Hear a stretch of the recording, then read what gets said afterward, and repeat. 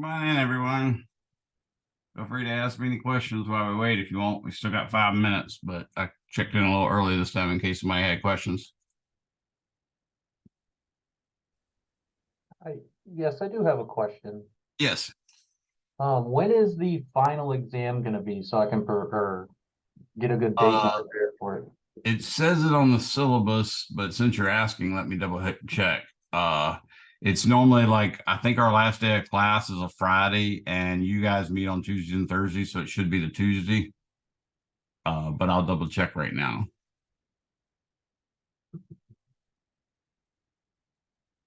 Yeah, I got the right syllabus out. And I'm pulling it up now. Yes, so evidently the last day of class is December 8th, which is a Friday, and December 5th is the final exam, which is a Tuesday. Thank you. And then, are you going to do it like you did last semester and then open up all of the rest of the homeworks to do in the last week or so?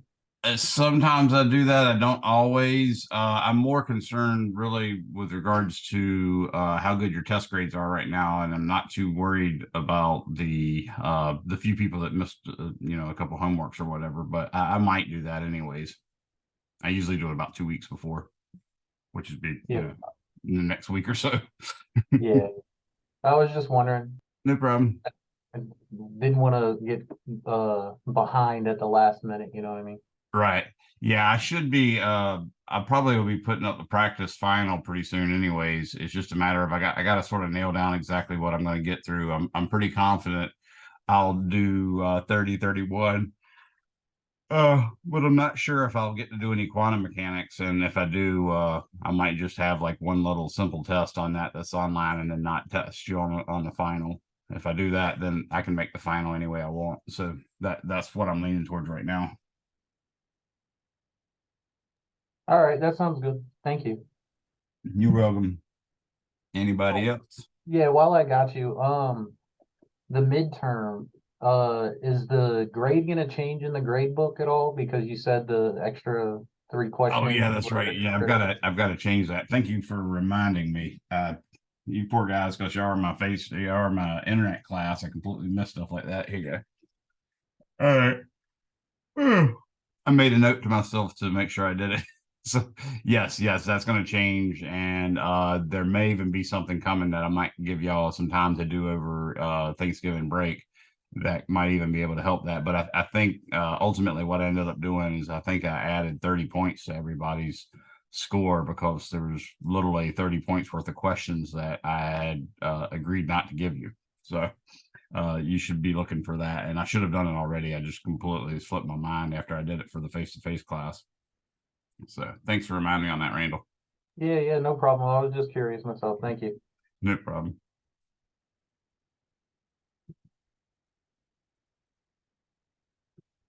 Don't forget, we do have 2 tests coming up, both of which are due Monday.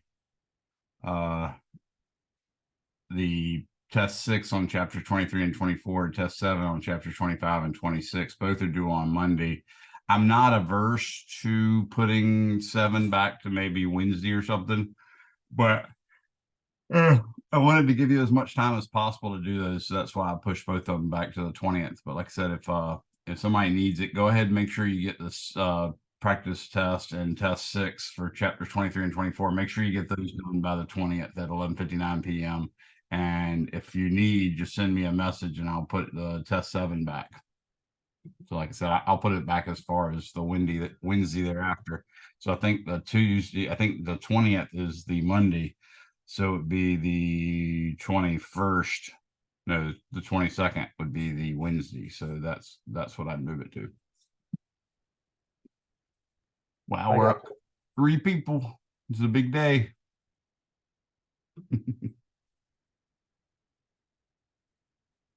Hey, Professor Younger. Yes. I tried opening up the practice test for it was practice test 6. Okay, I think let me pull that up. And none of the questions were on there. Like I had to submit it because there were no questions. Oh crap, all of them disappeared. Yeah, you're right. I will have to remake that. I also, because we can take the practice test multiple times, I just went into practice test 7 just to like see if it's my end, and then it was Uh-huh. the same Oh, for. crap, that's not good. So I was worried that the real test that I would start it, and then that happened, but I didn't try it.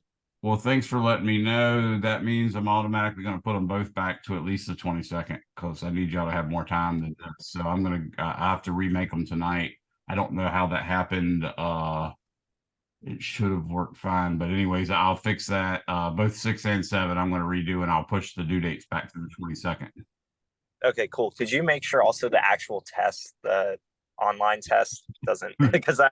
You might want questions in that. What? You're a little pushy as a student, ain't you? Yeah, I will do my best to make sure that crap doesn't happen. Oh God, that would be terrible. But heck, I'm laughing here right now, but I'm thinking maybe I better go check that right quick. Sorry, Let's Professor, see, I just test came in. 6, if that's real. Let's see.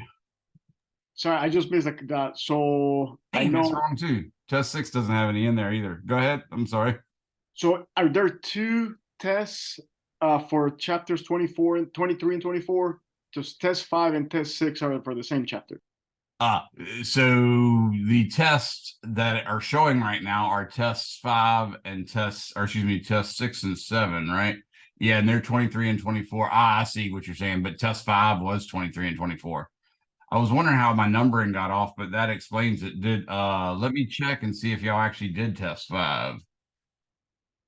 I can look at test 5. Let's see.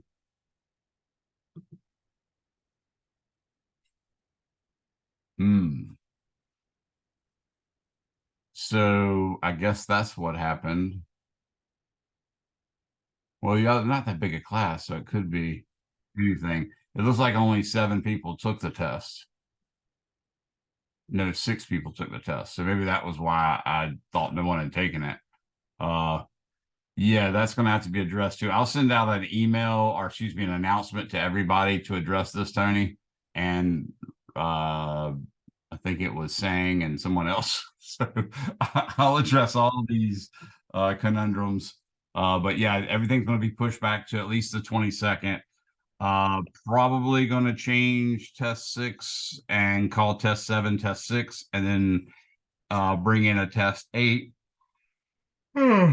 Which test 8 would then be chapters 27 and 28. Yeah, that actually sounds more reasonable to our current predicament. So yeah, that explains why we were so far behind. I didn't think we were that far behind, but we had taken that. If you're one of those people that didn't get a chance to take test 5, I'm going to give you an opportunity to take it, but you got to find out whether you took it or not and let me know. And then I'll set up a 2 or 3 day period where you can take the practice test and then take test 5. So double check, make sure you did take test 5, which was on chapters 23 and 24, and we'll go from there. All right. So a lot of stuff to handle now. So make sure you guys do that. We did originally have test 6 and test 7 that were due Sunday. Now we're probably going to have test 6 is going to become what was test 7, and we're probably going to have test 8 as well. And those two will be probably the test 7 that's currently 7 that will become test 6. That one's probably going to be due Wednesday the 22nd. And I might make the test 8 due the following Sunday. So that'll be the Sunday after Thanksgiving. So anyways, you go ahead. For the final, would there be any way to take it earlier than the date that was given? Yes, I can sometimes do that. Usually something where you'd have to take it at the testing center, but you let me know what days you're interested in taking it.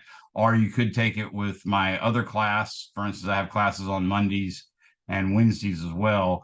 My Monday, Wednesday classes, will be taking theirs on Monday. So you could do the Monday if you wanted to, or you could even do the week before. You just have to let me know and I'll set it up. Because occasionally we have students from other schools and they just have some kind of conflict with the existing exam time. So yeah, I can do that for you, Angelica. Yeah, I sent you an email last week too. I just wanted to make sure that I would still be able to That's do right. that I because I won't be. Yeah, I won't be in the country the week of. Gotcha. Yeah, sorry. Yeah, I remember seeing that. No problem. Yeah, I will do that for you. And I'll just make it up. And you can either go to testing center, you can come in on a testing day or the week before or whatever, and that'll be fine. In principle, I don't think I can let you do the week after. So it definitely have to be before, just because the way the grades work. I have to give you an incomplete otherwise. So Yeah, that works fine. I'll make sure to send you an email for what specific date for the week before. yeah, that'd be great. All right. Thanks. Appreciate Thanks, it. Luciana. You're Appreciate you welcome. too. All right, everyone. So we're going to go into a new chapter now. The chapter is chapter 30, and chapter 30 is called Inductance, Electromagnetic Oscillations, and AC Circuits. So I'm trying to get through the second paradigm. Remember, I've been advertising to you that this course has two major, quote unquote, I call them paradigms because, you know, that's a fancy word that's flapping around every now and again. But basically, they're two study processes or two calculational processes you do. The first one I've showed you many times, and hopefully y'all have that. I'm not confident that 90% of you do, but I'm confident probably 70% of you do. So let's get to that. And that one's ideally taking Gauss's law, but you could in principle take Coulomb's law, and you use that to calculate an electric field due to some charge distribution. Then you use V equals the negative integral of E dot dl to calculate the voltage difference between two locations on that charge distribution. For instance, one location could be a positively charged plate, and then the other location could be a negatively charged plate that's parallel to the first, some distance d away, and you calculate the voltage difference between those two. And then you take the charge, which is either the positive charge or the negative charge, but just the magnitude that would be on those plates, and divide it by that voltage, and that gives you the capacitance. So that was that first paradigm that you need to be able to do. We've done it ad nauseum in class. It's ad nauseum on my YouTube channel, but there's another one now, and that other one is using ideally Ampere's law, but in principle, you could also use the law of Biot-Savart to calculate a magnetic field. Once you have that magnetic field for a certain current distribution, you can then use the flux, the magnetic flux, which is equal to the integral of B dot dA to calculate the magnetic flux as a result of that magnetic field. And then you can take N times the flux divided by the current, or just the flux divided by the current if there's no turns, N would be the number of turns. And you can divide that flux by the current, and that'll give you the self-inductance. So that's the other paradigm, is being able to calculate self-inductance. And that's what I'm going to show you right after I briefly cover mutual inductance. So let me start off with mutual inductance, and I'll do so by sharing my screen with you because I'm such a great teacher that I always remember to do that.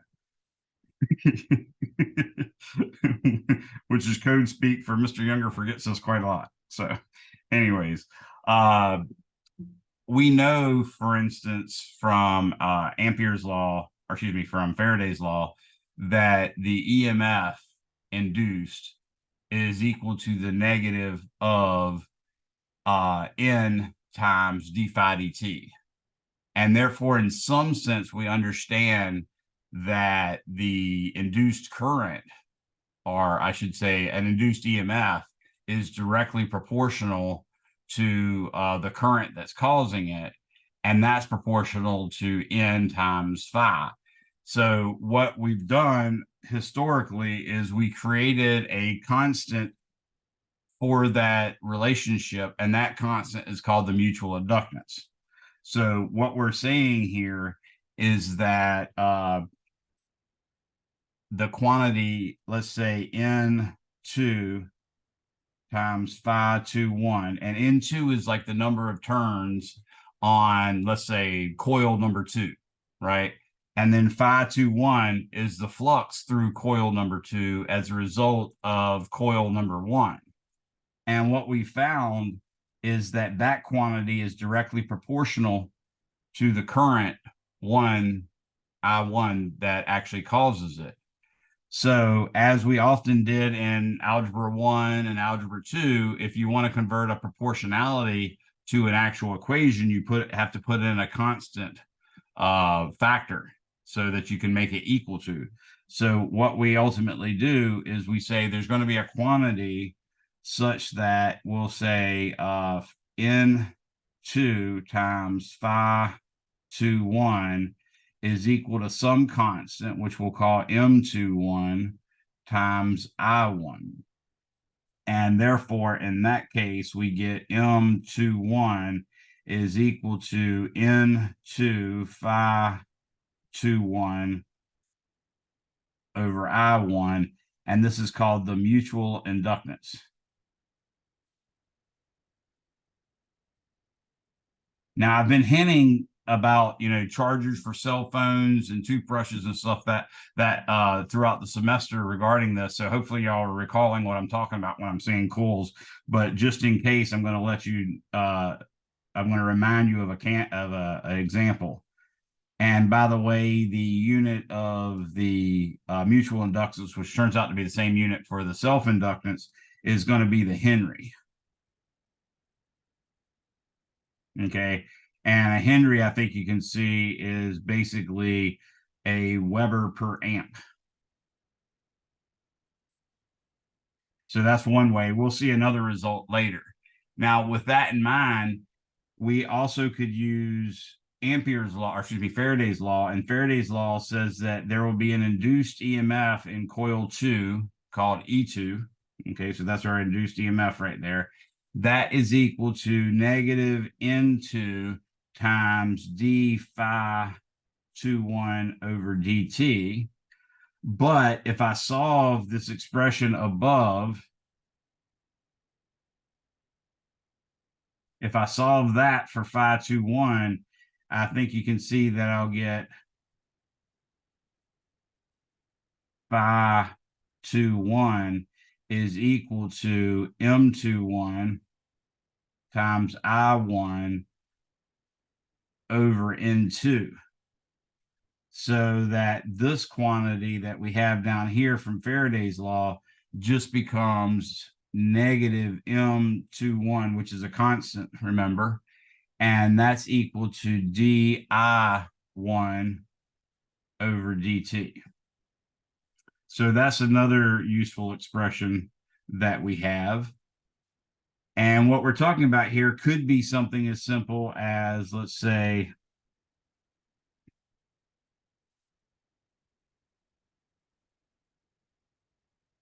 so this is N2 turns. And then over here, let's say we have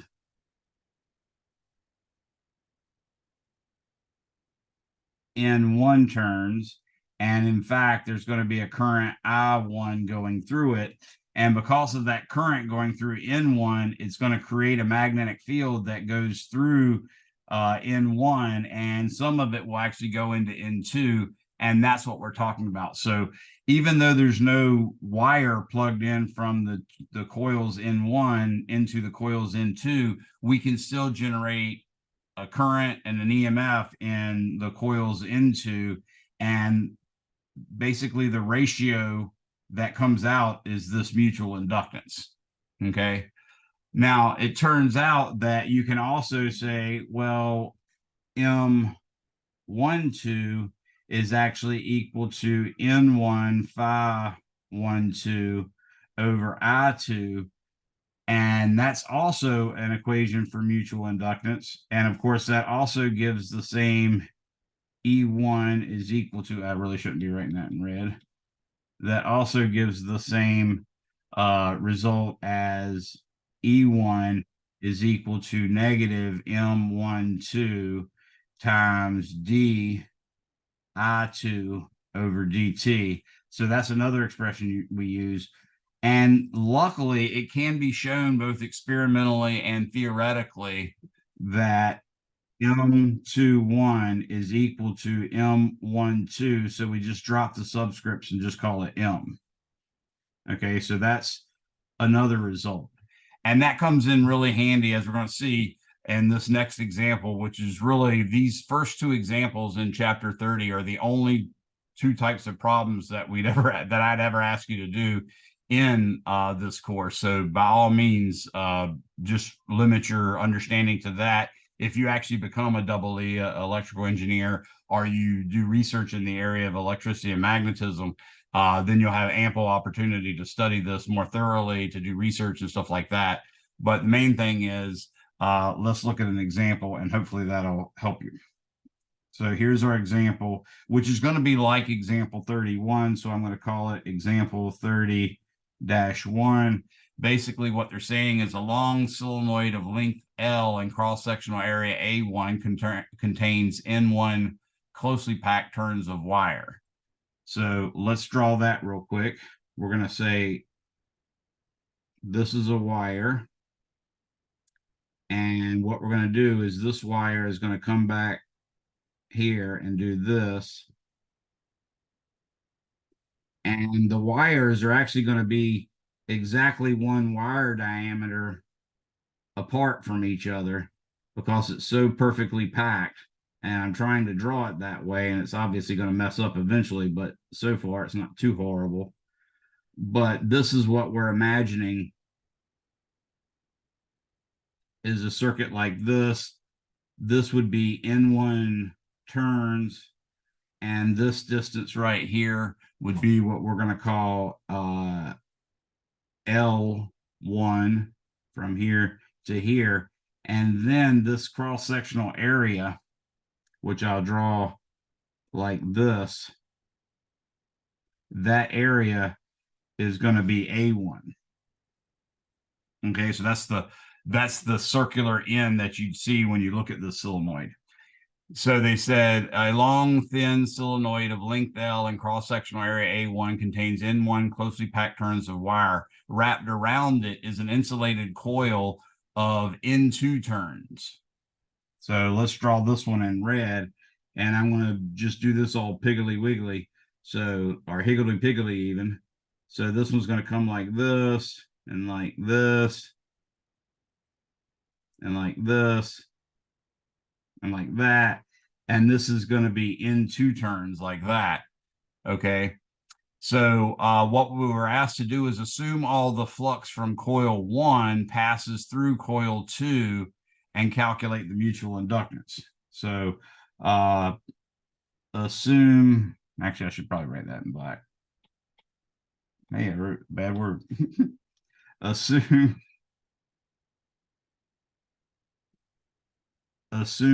all of the flux from coil 1 goes through coil 2 and calculate what they're asking us to calculate is the mutual inductance.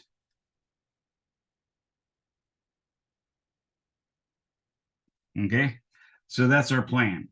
So in this case, it's not immediately obvious what you do if you wanted to actually calculate the flux caused by, let's say, a current going through N2. So if you had coil 2 and you had a current going through that, that would be a nightmare to try to figure that out, because that's just a roughly thrown together circuit of wires that didn't really do what they were supposed to and didn't really make a nice uniform magnetic field. But if that's the mutual inductance you're trying to calculate, it doesn't matter, because you can turn it the other way around and say, well, let's imagine the current going through loop N1, and then from that we'll get the actual answer. So what I'm going to do is I'm going to say that there is a current I1 going through the loop 1. And I know from, you can basically recall this from Ampere's law, but from Ampere's law, what we know, and I'll write the solution in blue. What we know from Ampere's law that we did last time was B is equal to mu 0 times lowercase n time, and that would be lowercase n1 times I1. And remember, lowercase n is the turn density. So that's actually the same thing as mu 0 n1 I1 over L. And I should call that L1. So that's what we know that is. Now, we notice that the magnetic field lines depending on which way the current actually goes. And it looks to me like that wire on the right-hand side of coil N1 is going, the current's going down. And then when it comes to the front, it's going up. So if I grab that coil at the end, on the right end, with my thumb pointing up in the front, then my fingers go through the middle from left to right, or excuse me, from right to left.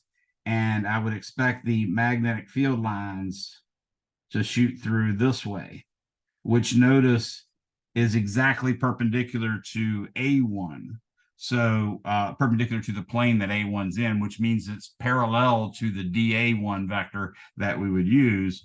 So I can now say the flux through 1 is going to be mu 0 N1 I1 times dA1, which is just going to be mu 0 N1 I1. Notice everywhere in that cross section of that solenoid, the magnetic field is a constant. So all we're left with is times the integral of dA1.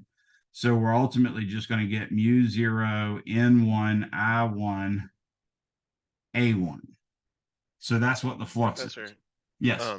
so that I1 comes down and then comes toward us? Yeah, I'm showing that. At least I tried to draw that where that was in the back when it came down and then it came forward. But when I drew the blue area over top of it, it obscured it and made it not quite so obvious. So that's what I'm trying to do. The main thing is if you keep that story in your mind, then no matter what the picture says, the magnetic field would still point that way. What we really know is whatever the magnetic field is, the flux is going to be B times A1. So even if I'm wrong on that, that doesn't matter too terribly. Okay. Okay. All right. So what we have now is we know that the mutual inductance is supposed to be, in this case, for this one, it'd be N2 times phi 2 over I1. Well, we know phi 1, and in fact, we also know phi 2 because phi 2 is equal to, if you remember, we did a problem. I'm sorry, I'm stopping in the middle of the sentence here, but if you remember when we first started talking about magnetic flux, we did this problem where we had this big rectangle and called it area A. And then inside of that big rectangle was an itty bitty square, and we called that A2. And there was just magnetic field right in that little square. And we asked you what the flux was through that big rectangle. And it turned out to be just B times that little area. And the reason why is because everywhere else the magnetic field was 0. So you only get to take advantage of the area that the magnetic field is non-zero in. Well, the same thing's happening here. All the magnetic field lines are going through the area A1 and is essentially drops to 0. The magnetic fields do once you get outside of loop N1. So the flux through phi 2 is just going to be the flux through 1. And we can just replace that now and say we've got N2 times mu 0. I'm going to go ahead and replace the lowercase n with the upper n. So it's going to be N1, I1, A1. All that's going to be divided by L1. And then, of course, the formula says we got N2 phi 2 over I1. So I'm going to divide out that I1. And you can see what happens. The I1s cancel out. And ultimately, we're just left with the mutual inductance, M, being equal to mu 0 N1 N2 A1 over L1. And that's the answer. Okay. And if you look at example 30-1, which is the one we were doing, they said mu 0 N1 N2 A1 over L1, which is the same thing we got. So we're good on that.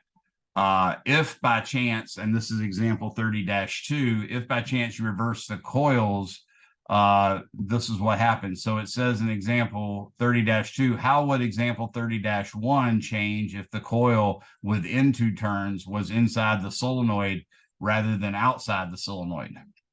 So if that's the case, then now you're limited by the area of the actual flux through N2. So what we're doing is imagining instead that the coils N2 actually fit inside the coils N1 instead of being bigger like they are here in red. If you do that, then you're going to have to make the N2 coils a little smaller so they fit inside. And when you put them inside, if you want to calculate the flux through N2 coil, then it's only going to be the area of the N2, which would be A2, and times the magnetic field. So basically what would happen is the formula would be about the same, except the A1 would be replaced by the N1, or excuse me, by the A2.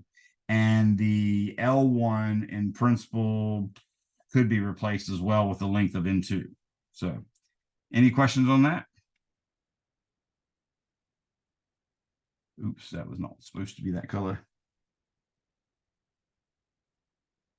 Well, so like if the length of 2 was like way shorter, like it looks in the picture, it would definitely be like A2 and L2, right? Yeah, exactly. You have to use L2 because the formula for mutual inductance is the N of the coil you're trying to calculate the induced flux for times the flux through that coil divided by the current through the other coil. Oh, wait a second. That's what I was mistaken. I was thinking that down there was the current, but it's not. It's the length. So in fact, no, it would still be L1 because that's part of the magnetic field calculation, not part of the flux. Sorry about that. I completely was. It says L1, so I wrote it all right, but somehow I read it and just looked at it like it was I1. So that's the problem. So yeah, it would just be L1, not L2. So if the coils are different lengths, then like that doesn't affect the magnetic field, like it would, but see, in this problem, we wouldn't calculate the magnetic field of N2 specifically because it's not a closely packed solenoid. We'd have to go back and use the law of Biot-Savart. And what made the law, Ampere's law, so useful here is it was tightly packed so that the magnetic field inside is essentially uniform. If you try to do that with coil 2, that would not be the case. You'd have to go with the Biot-Savart law and work out nastiness. And you might not even find it's remotely related to the coil density, which is where the L1 came from. Remember, it was N coils per unit length was lowercase n. So that was big N divided by L. That's where the L came from to begin with. okay, thank you. No problem. All right, so that's about all you really have to do with regards to mutual inductance. Again, if you have one of those rechargeable toothbrushes, that's a case where they literally have in the charger, they'll have a coil of wire, and then in the base of the actual toothbrush, they'll have another coil of wire. In that case, the two coils go right inside of each other. That's one possible design. In principle, it could be where they're right below each other. So one would be here and one would be here like this. But like the one your book shows, it has an outer one, which might be the chargers. And then inside of that is an inner one, which might be the toothbrush. It could in principle be the other way if there was a hollow hole in the bottom of your toothbrush. But the main thing is the magnetic flux through one is going to be the magnetic flux, or at least some fraction of it's going to be the magnetic flux through the other. And by mutual inductance, you can actually get a current developed in the other, even though there's no plug. And that's the same thing with cell phones. In that case, they just put basically a coil of wire in the back of your phone. And then in the charger, they put another coil of wire. And in the charger, that one's connected to a current. So it creates a magnetic field that changes back and forth in time because it's AC. And then you lay your phone on top of it and your coil's so close that the magnetic field goes through that one too and charges your battery. So any questions on that? Ooh, I don't know how to draw. Oh, I must have hit the button twice. Okay, so the self-inductance, turns out the self-inductance is a lot simpler to deal with. And what I'm going to do is I'm going to say L equals self-inductance. And we're going to define L to be the number of turns that, let's say, your coil has. And I don't know why I just started laboring on that end for some reason, times the flux through that coil, and it's of course magnetic flux. So I'll say phi sub B divided by the current through that coil. So that's really what the self-inductance is. And as I told you before, the units of the self-inductance is actually the Henry, which is the Weber per amp. Okay, and there's other relationships as well. But the main thing is you got that. Now you also have E, which is negative N times d phi B over dt. In other words, this is Faraday's law. If I solve for phi B, you can see that I'd get negative N times d by dt. Now I'm going to solve this expression for the L. I'm going to solve that for phi B, and that becomes L times I over N. And you see what happens, the N's cancel out, which they're constants. So, you know, the derivative isn't an issue, and the L is a constant too. So the derivative isn't an issue. So we ultimately get negative L di dt, and this is in fact exactly what we use to calculate that back EMF. So for instance, in last chapter we had a problem where there was a 120 volt source and they said there was a back EMF of 108 volts. This is how you'd calculate that back EMF. You'd take the inductance L and multiply it by the derivative of I with respect to T. And that would allow you to actually calculate the back EMF. That back EMF, like I said, is L di dt. So any questions on that? All right. Something you should also know, the symbol for an inductor looks exactly like it should. Like that. So that's really the inductor symbol. And what we're going to now do is calculate an inductance. So let's say this is going to be example 30-3. Okay. So what I'm going to do is I want to figure out a formula. So determine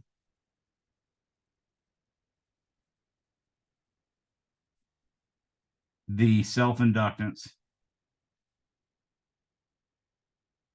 which, by the way, very few people still use the phrase self-inductance unless they're constantly dealing with mutual and self-inductance in their trade.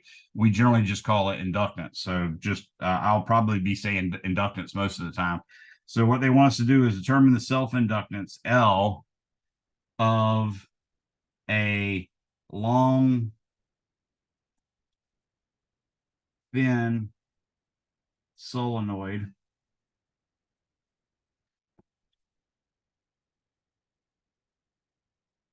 that is tightly wrapped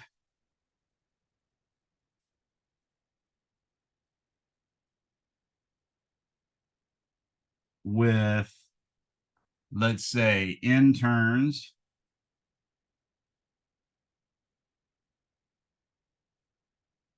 and a length L. So I'll put that in quotation marks. And a cross-sectional area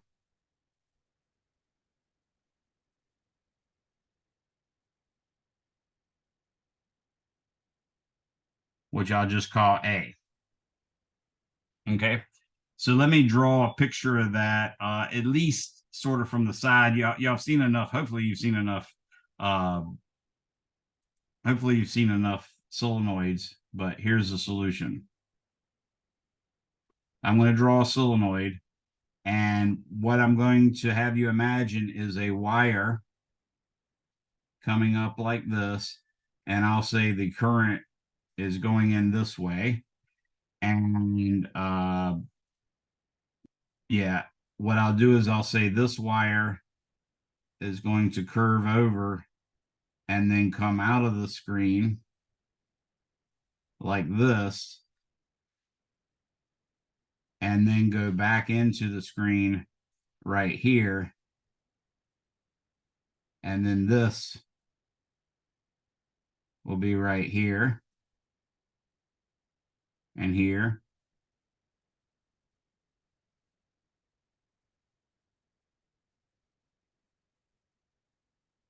You see what I'm saying here?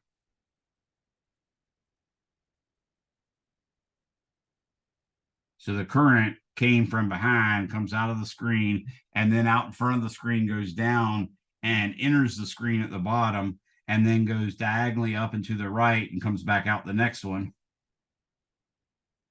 and so on and so forth. And I'm going to put dot, dot, dot, dot, dot, dot, and then finally say that over here, I got this, this, this, this, and this, this, this, and that's actually going to ultimately go over to here. So this guy is going to come out here, and the current's going to go out this way. What I am going to suggest is that this length right here is L, and that there are in fact N turns in here, and that this cross-sectional area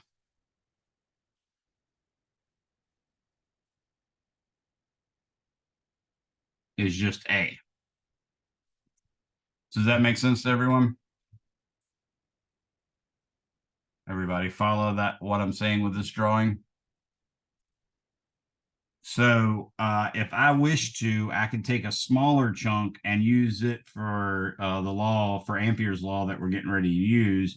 And I know, given the way the law of Biot-Savart has taught me things, I know specifically that the magnetic field lines would in fact go straight along the axis here. And the magnetic field would in fact be quite strong right through here and essentially uniform throughout the whole solenoid. In fact, that solenoid is really what you're getting into if you have an MRI. It's just a big solenoid. So that's something that's kind of neat. But the magnetic field is going to be going that way. So what I'm going to do is I'm going to imagine a smaller part. And let's just say the smaller part has this, this, this,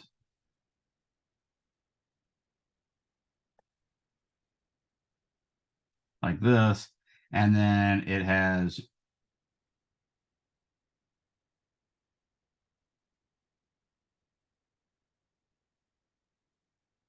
like that. And I'm going to say this length right here is just L1, and the total number of turns we can get from multiplying big N divided by L and multiplying that by L1. Okay. So now what I'm going to do is, I know the magnetic field lines go this way. Oops. I know the magnetic field lines go this way. So what I can choose to do is, let's say I'm going to choose a path. Let me change colors here. The path I'm going to choose is going to go here, go over to here, and then go down like this. So I'm going to integrate in a clockwise direction here. And if you notice, with that loop that I just did doing clockwise, that means I got to hold my right hand so that my fingers coil clockwise like they're doing here, and my thumb is pointing into the page. And that's exactly the way the currents are going. So those currents are going to be positive. That's the way we work out that sign. Okay. So I'm going to take the left-hand side of Gauss's law, or excuse me, of Ampere's law. And that is the closed integral of B dot dl. And let's do some marks up here. I'm going to say this is point A, this is point B, this is point, let's make this, yeah, this point C and this point D. And I'll remind you of some of the details, though I think it's okay for us to stop doing that because I did that for that first time, but I will remind you a little bit. So from A to C, I'm going to get the integral from, or excuse me, from A to B. I'm going to get that the magnetic field is in fact B of Y, and I'm going to say that's pointing in the I hat direction. And the reason why I'm doing that is I'm basically pretending that I'm choosing my positive x-axis that way and my positive y-axis that way.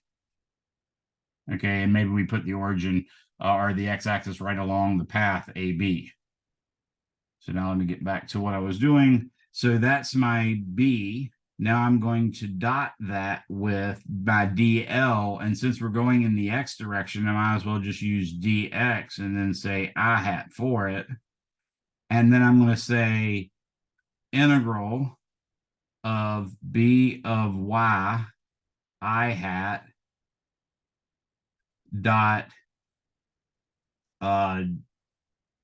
dy, and this will be a negative dy. Actually, let me clean that up a little bit. This will be a dot negative dy j hat, and that's from B to edge, and I mean the edge of the solenoid, plus the integral from the edge to C of 0 dot negative dy j hat, like that. So everybody recall why I did those two separate integrals?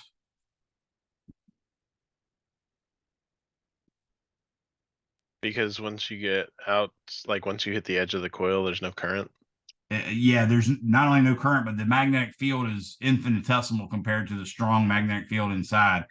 So when I go from point B, there's a little part of that line that's still inside the actual solenoid, and that's what that first integral from B to edge does, because the magnetic field will still be pointing to the right, but the DL is going to be pointing down. So that part's going to give you 0 anyways, because I hat dot j hat is equal to 0.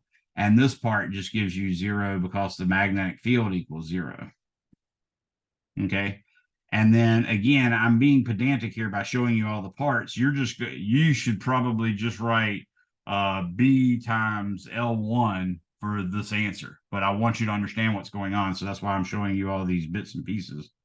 So now I'm going to say the integral from C to D, and that is 0 dotted with negative dx I hat, and then plus the integral from D to the edge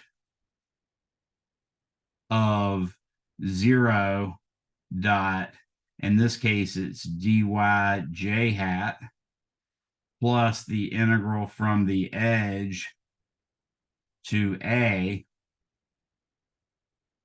of B of Y I hat dotted with, now in this case it's going to be dy j hat again. So you're still going to get 0 for all these other parts, that last one being because I hat dot j hat is 0, and the next to the last one because the magnetic field is 0. So ultimately all we get is just plain B of Y times L1. Everybody follow that? Now that's what the left-hand side of Gauss's law is always, or excuse me, of Ampere's law is always supposed to be. It's supposed to be some magnitude of a magnetic field times the length.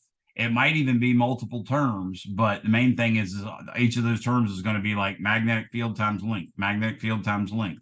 In one case, for instance, when we did an infinitely long current carrying wire that's straight, we got B times 2 pi r. That's certainly fine as well. Now we got to do the right-hand side. And the right-hand side is actually, in this case, fairly easy. It's supposed to be mu 0 times I enclosed. And what we see is we have I, but we've got a whole buttload of them. Well, how many is a butt load? Well, a butt load is the density, which would be lowercase n, times the actual length, which would be L1, times the current in each one, which would be I. So you could actually write this if you wanted to, mu 0 n L1 I over L, because the lowercase n is supposed to be big N over L. So now I can say left-hand side equals right-hand side. And for this one, we're going to get B times L1 is equal to mu 0 n L1I, like that. And you can see that the L1s cancel out, and I kept the lowercase n in this case. So we get B. Oops. So we get B is just equal to mu 0 n times I in the I hat direction. And that's what our magnetic field is. Now, remember, I actually need L. And remember, L is equal to N phi B over I. I've got the magnetic field now. So now all I have to do is calculate the magnetic flux. And the magnetic flux is phi B is equal to the integral of B dot dA. And of course, the way we defined the dA vector is it's perpendicular to the surface. And because it's not a closed surface, we don't have any surefire way to guarantee that we've chosen the right direction. So either one's arbitrary. I can say it's either in the positive X direction, which would be pointing to the right, or it's in the negative X direction, which would be pointing to the left. I'm just going to arbitrarily say it's in the positive direction. That way I don't get a negative. So with this in mind, I'm going to get integral of, now I'll put in the magnetic field, but you know the magnetic field is a constant all through this. So there's really, I could have just called it B times I hat if I wanted, that would be fine. But I'll put it as mu 0 n times I hat dotted with dA times I hat. And that's going to get the integral, actually, that's going to get us mu 0 n times I times the integral of dA, which is just mu 0 n times I times A. Oh, that last A was a little too narrow. Okay. So now I can finally say L is equal to N, which in this case is just the total number of turns. So that's N times the flux, which would be mu 0 lowercase n I times A over I. You can see that the I's cancel out. And just like with a capacitor, remember the voltages and charges and all that stuff, they should all just cancel out when you're calculating the capacitance. In this case, you should get a geometric answer as well, so that there's no currents or voltages or any of that kind of stuff laying around. And I'll go ahead and replace the N, the lowercase n, with a capital N over L. So finally, I can say that L for this particular solenoid is mu 0 n squared A over L.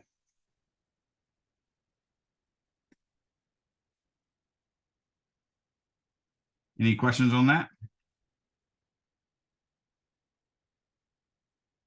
So this is the big paradigm thing that I'm telling you about. And I'm sorry if that using that word is kind of a pain in the butt, but the main thing is it's just a course of action that you're supposed to take and be able to do. In this case, the course of action is use Ampere's law to figure out a magnetic field. Ideally, you want to use Ampere's law, but you could in principle use the law of Biot-Savart. Then use flux, which is defined as the integral of B dot dA, to find the magnetic flux. And then use L equals N phi over I to calculate the self-inductance. And that's what we got here. Now, the other part of this, they're wanting us to actually calculate a self-inductance for a specific set of numbers. So let's go ahead and do that. I'll call this example 30-3 part B. So example 30-3 part B. So what is the inductance for a solenoid with n equals 200 turns? And I'm going to assume that's 3 sig figs. N equals 200 turns. A is equal to 0.500 centimeters squared. And let's say L is going to be equal to, let's say, 7.00 centimeters. And let's see if I got anything else. Yep, that should do it. Okay. So now we'll go about calculating it. So this is for a specific inductor whose dimensions we have. We know that L is equal to mu 0 n squared A over L. And if I flip back to make sure it's mu 0 n squared A over L, we've got the right formula. So with that in mind, all I have to do is plug in all these numbers. And what I get is 4 pi times 10 to the negative 7th. That's Tesla meters per amp for the mu 0. And then 200 squared. There's no units on that. And then 0.500 centimeters squared times 100 centimeters in the bottom and 1 meter on top. And I got to square that to make sure the units work out properly. So I replaced that parenthesis with an actual square bracket. Let's see if I can make it a little bigger.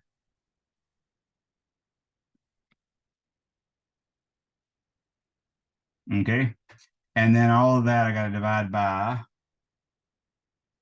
0.0700 meters. Now, if I do this math, I should get 4 times 3.14159 times 1 e to the negative 7 times 200 squared times 0.5. I'm going to save that dividing by 100 squared for the bottom. Now I'm going to say all of that divided by parentheses 0.07 times 100 squared. All that's in the bottom. Oh, and of course I got a typo. That's super helpful. Where did my typos come from? Oh, stupid thing. All right, so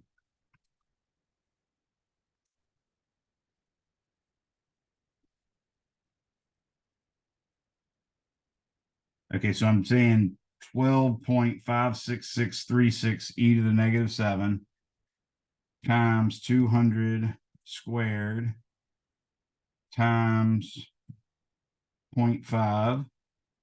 And then all that's being divided by 0.07 times 100 squared, close parentheses, and this time it gives me 3.59 times 10 to the negative 5th. Wait, why is the length being multiplied by 100 squared? Oh, it's I took the 100 centimeters squared that's in the conversion in the numerator. Oh, and you put it on the, okay, never mind. Yeah, I just put it on the bottom for that. Yeah. So that answer actually comes out in Henry's. If you look here, you can see you've got a meter squared divided by a meter. So that's just going to be a meter on top. So you got a Tesla meter times meter over amp. So another unit for this is Tesla meters squared per amp, which of course a Tesla meter squared is just a Weber. So I can also multiply the 3.59 times 10 and then divide the 10 to the negative fifth by 10. And that'll give me 35.9 times 10 to the negative 6 Webers per amp, which is also equal to 35.9 microhenries. So all of that is the right answer. Anybody have any questions on that?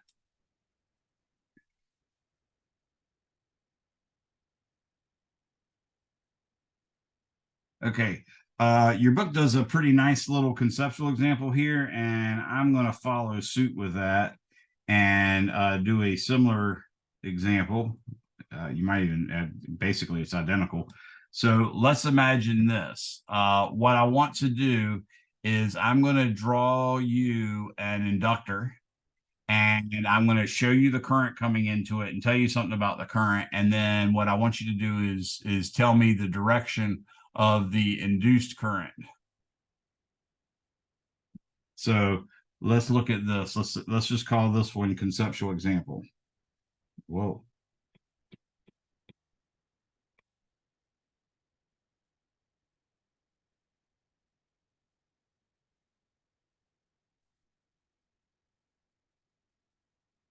Okay, so what I have is a wire like this. Actually, let me put it a little bit further to the right. I have a wire like this.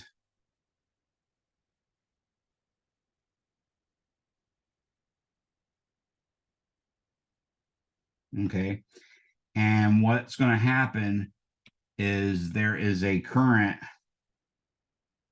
I going into it, but the current is increasing. Okay. Now, if I took the time to draw this really, really correctly, we could work out all the details with the magnetic field, but there's actually a way you can avoid all that. So I sort of want to show both of them to you. So let me for a second make it a little more clear exactly what's going on. So I'm going to say that what's really happening is I've got a wire coming this way with a current I, and it is increasing. And then this wire comes up. Whoa.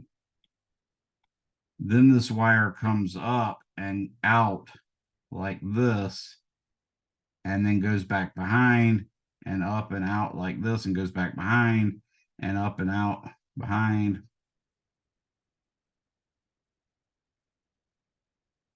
Hopefully, by seeing those breaks in the wire, except for that one,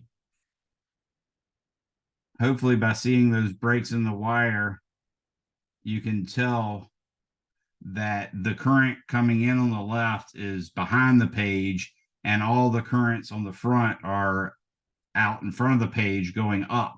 Okay. So if you do that, then what you'll see is the magnetic field lines are going To the left, right? the way I got it is bada bing, bada boom, beep bing. Wait a second. Hold on. I gotta do it like this. Oh yeah, thank you. To the left. Yep. I was getting ready to draw it backwards.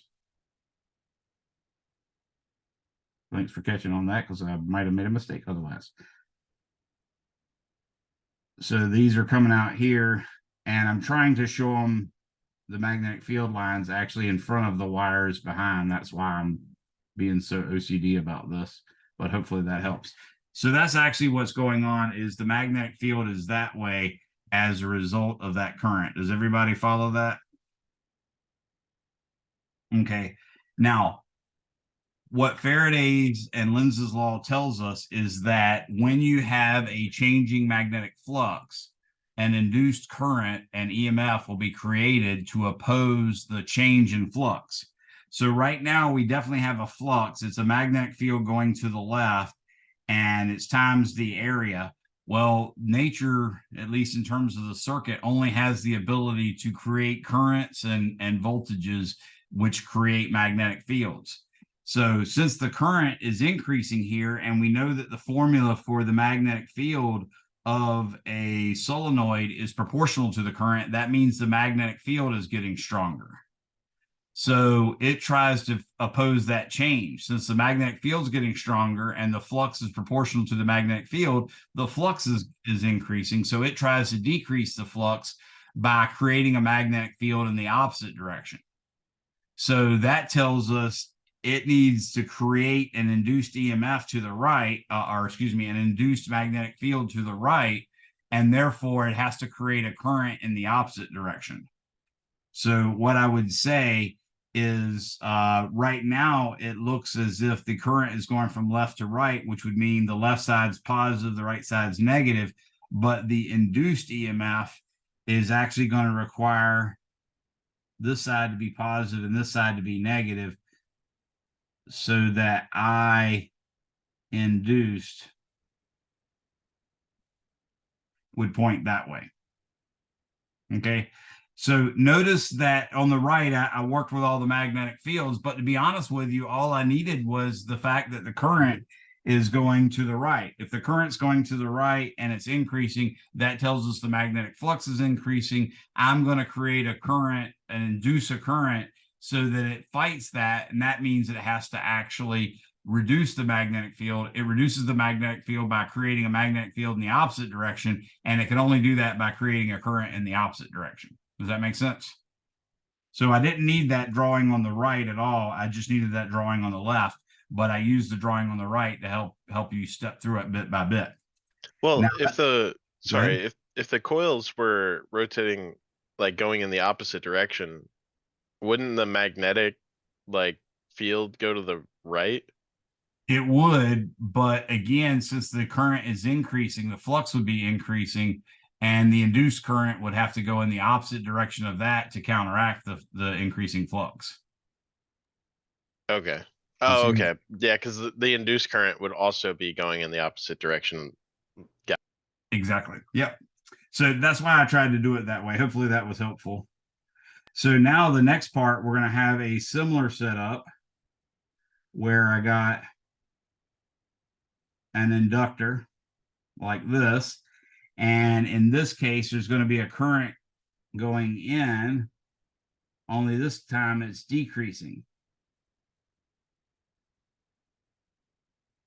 So first off, I is decreasing. What's that mean the flux is doing?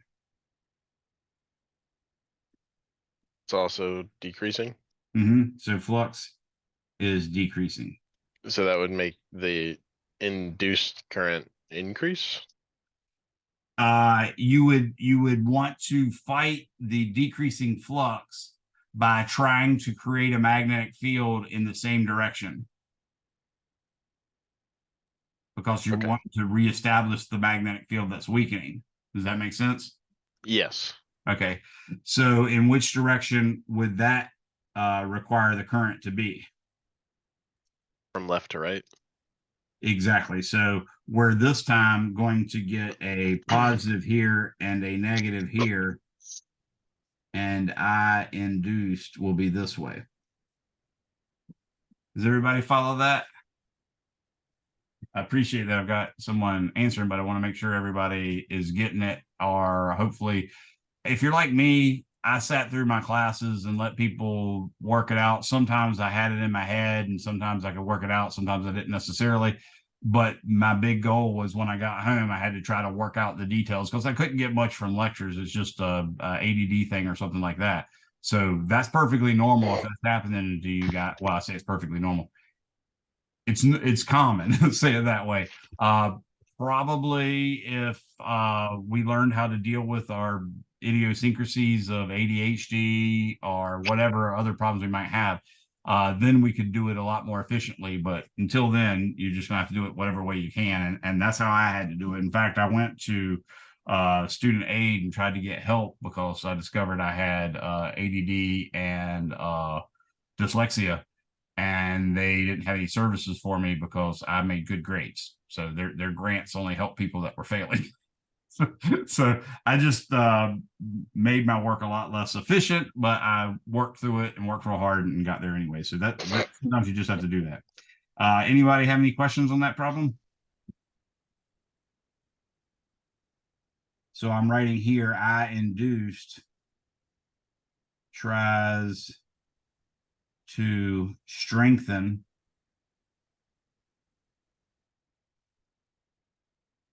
existing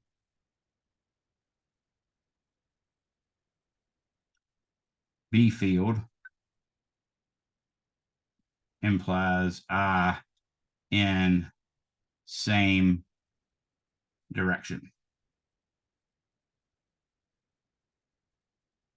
Okay. So hopefully that explanation helps you a little bit with that. Let's do now an inductance for coaxial cylinders.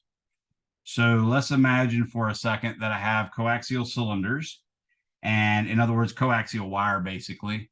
So I'm going to draw a current carrying wire that's going to be oriented along the along the z-axis really. So there's the top of my wire.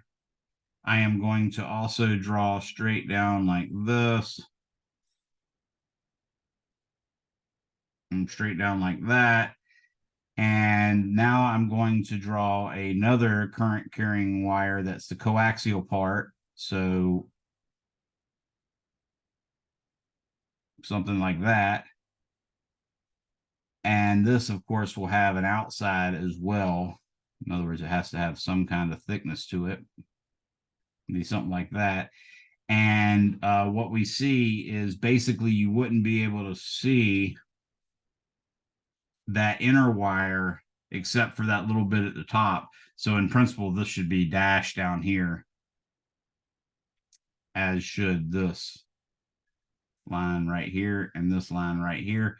What I'm going to do is say this little radius is A, and let's say this radius right here is B, and I am going to imagine that a current I is coming out that way, and an equal amount of current I is going around that way. Okay. So in this one, I would like to calculate what is the inductance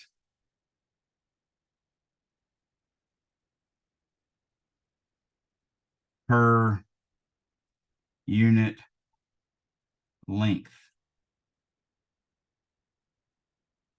So that's the real question here. I'm going to say solution. Now, if this were a general problem where I'm asked to use Ampere's law to find the magnetic field everywhere, then I have to consider R less than A, then I have to consider A less than R less than B, and then R greater than B but less than C, which I didn't even include that on here because it's not necessary, but C would be that part like that, say. Okay, but since I'm actually trying to calculate the inductance, I really only need the magnetic field in between R equals A and R equals B. So what I'm going to do is I'm going to draw an Amperian loop around the central wire. And of course, I'm pretending like all this is already in the XYZ coordinate system. So I'm going to say that's my Z-axis. I'm going to say that's my that's my Y-axis. And then coming out of the page is my X-axis like that. And what I'm going to do is I am going to take a Amperian loop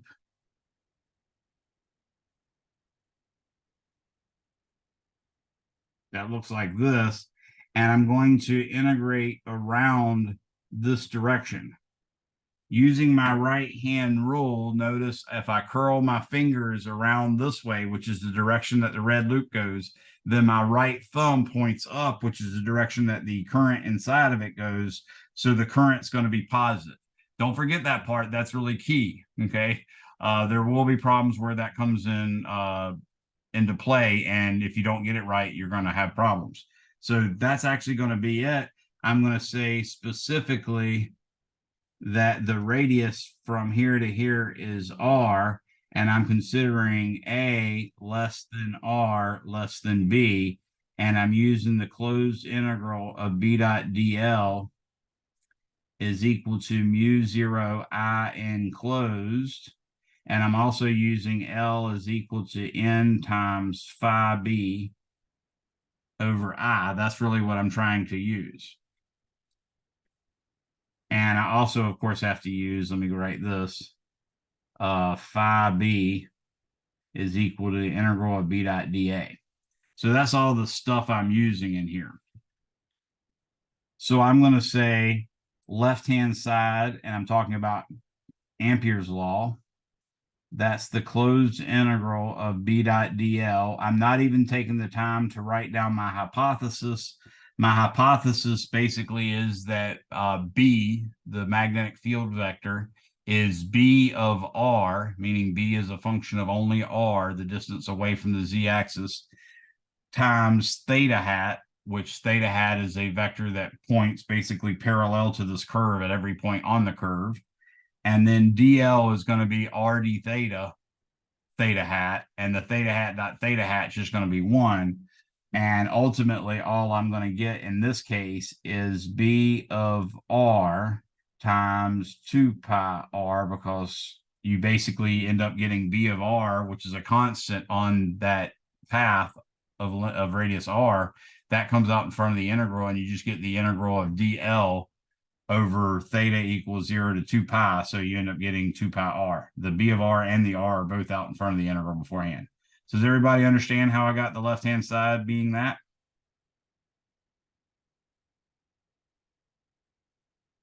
Now the right-hand side is supposed to be mu 0 I enclosed. In this case, we got exactly one current enclosed, and that's I, and that's going up, which according to the right-hand rule is the positive direction. So I'm just going to write mu 0 I here. And then I'm going to write left-hand side equals right-hand side. And that gives me B of R times 2 pi R is equal to mu 0 I. So I get B is equal to mu 0 I over 2 pi R theta hat. So that's part of what we got.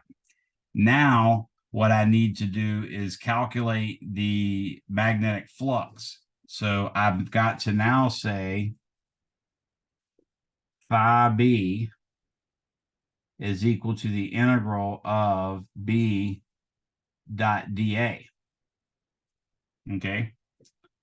So what I'm going to choose is, let's choose this little area right here.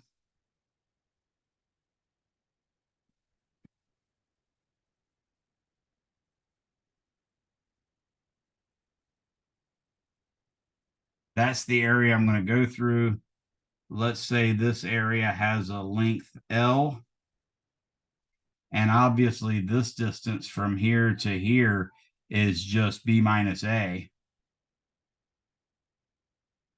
Okay. But what I got to do is I've got to make a differential area element. So my differential area element is going to be this little thin sliver right here, from here to here. And the thickness of that is dr, and the length, of course, is L.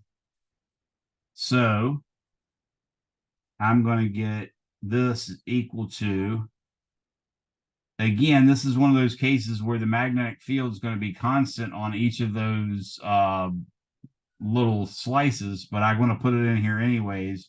Mu 0 I over 2 pi R theta hat.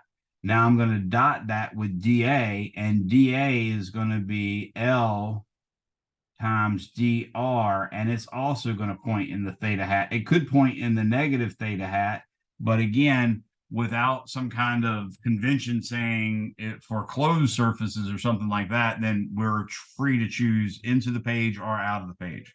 So does everybody understand what my dA vector is? Remember, it's always perpendicular to the plane of the area. I'm using that little rectangular area there as the whole area I'm integrating over. So in this case, what I'm going to get is the mu 0 I times L. All of that comes out in front, as does the 2 pi in the bottom. And then I get the integral of dr over r times theta hat dot theta hat, which always looks to me like a drunk owl. And I'm going to integrate from r equals a to r equals b. So you can see now that the flux is just going to be mu 0 I times L over 2 pi times the natural log of b over a. And that's just a simple integral of dr over r is just the natural log. So everybody follow that?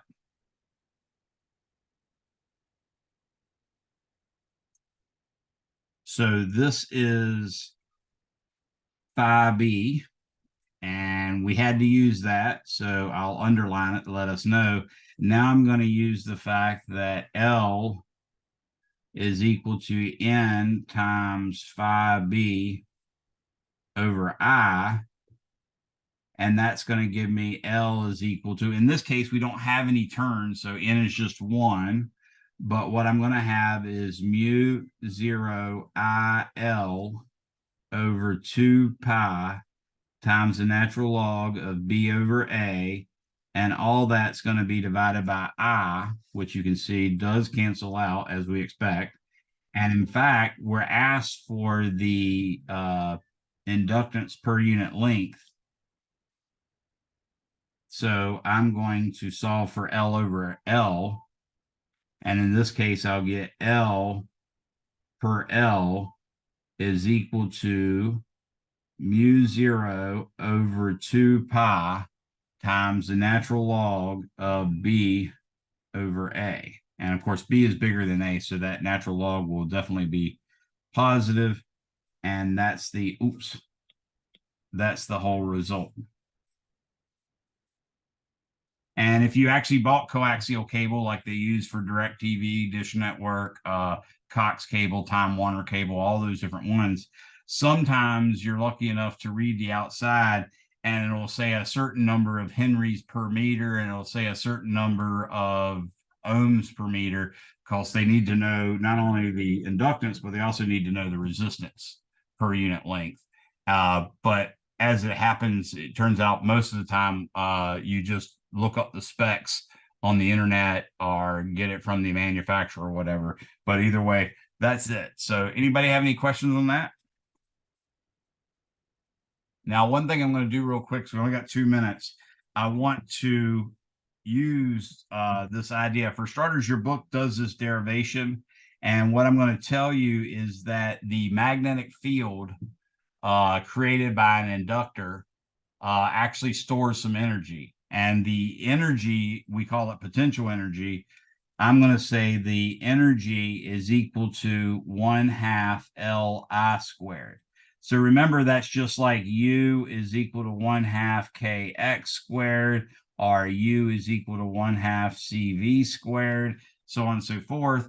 But this one's going to be 1/2 Li squared. And now what I'm going to do is I'm going to work this out for a specific inductor, ideally, in other words, a solenoid. So for a solenoid, we're going to work it out, and what's going to happen is we'll get the actual right result. So, and that's the right result in general. So it's going to be 1/2, and then we found that the inductance for a solenoid, if we look back at this example, we saw that the inductance for a solenoid was mu 0 n squared a over L. So I get mu 0 n squared a over L. And we know that the magnetic field B for a solenoid is equal to mu 0 n I over L, like that.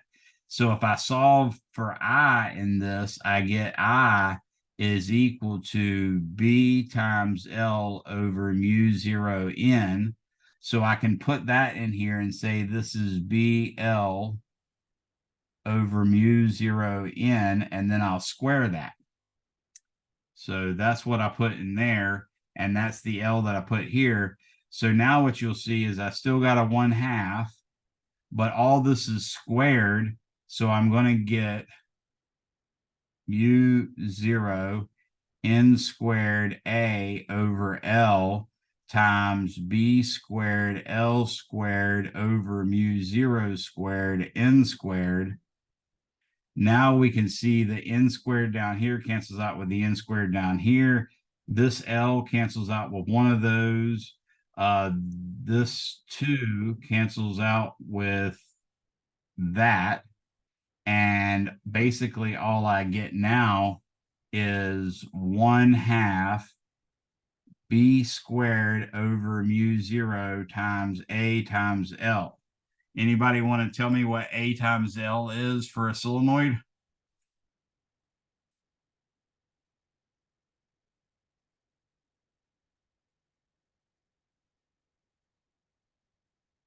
How about this? So we make the argument normally that the magnetic field is essentially all inside the solenoid. So it's really the volume over which the magnetic field exists.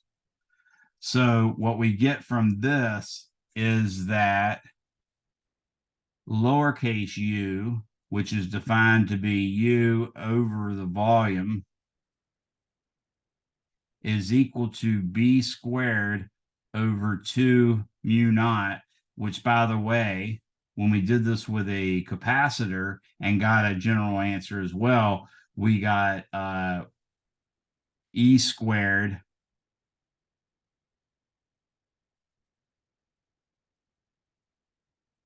over 2. So you can see that this is very, very similar to what we had. And again, we see a comparison between the electric field and the magnetic field, in which it shows they're very, very much analogous to one another. All right, so we're done with what we're going to do today. You guys have, today's Tuesday, so you have one more class on Thursday. I'm hoping I'll finish chapter 30. We've now done section 30-3, which is energy stored in a magnetic field. So you guys are free to go, and I'll wait here for the last person to leave in case anybody has any questions. Yeah, Everybody- I got a question, Professor Younger. Yeah, hold on a You second, said- Sang. Make sure, oh, Okay. actually, it's just you, go ahead. Yeah, when are you going to reopen the test 5? That's what I was just getting ready to do. I'm going to open it up. Are you saying test 5? Yes, and you said we get 2 days to work on it, right? Yeah, if you just send me an email and say, tell me what days you'd like to work on it, then I'll open up the practice test and the test for those days, and you'll have that time period to do it. So just Okay, and either text me and tell me what your name and what class you're in and tell me what days you want to do it, or you can email me, but texting would probably be more reliable. texting, okay. Yep. Can you open it up today? And can Yeah. I, if you open it up today, can I do it on tomorrow? Yeah, I'll open it up today and leave it open until let's say Saturday. Okay, sounds good. Okay. All Yes, right. sir. Have a good one, Sang. You too. Bye. Bye. And that looks like it. No one else is here. Bye, everyone. Thank you for coming. You're looking awful awesome.